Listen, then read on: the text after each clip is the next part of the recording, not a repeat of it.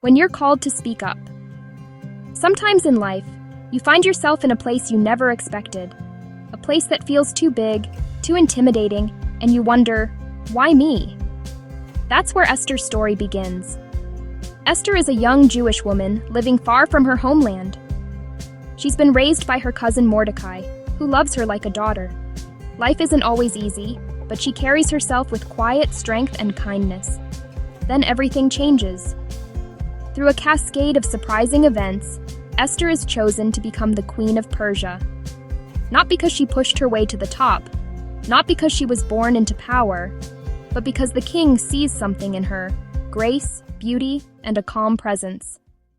She steps into palace life, unsure, learning as she goes, trying to stay true to who she is.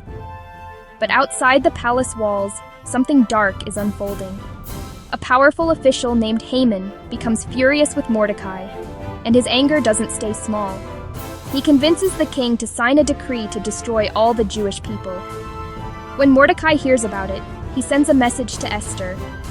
You're in the palace for a reason. You have to speak to the king. Esther feels the weight instantly.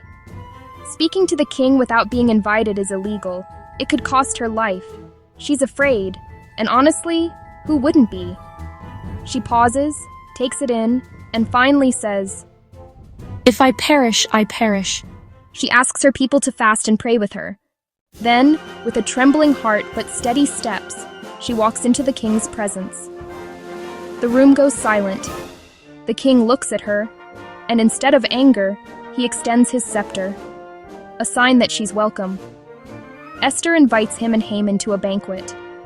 And there, with courage that must have shaken inside her, she tells the truth about who she is, about her people, and about Haman's plan. The king listens. He believes her, and he stops the destruction before it begins. Esther's bravery saves an entire nation. This story isn't just about royalty or ancient palaces. It's about moments in our lives when staying silent feels safer, but speaking up is the right thing to do. Esther didn't feel ready.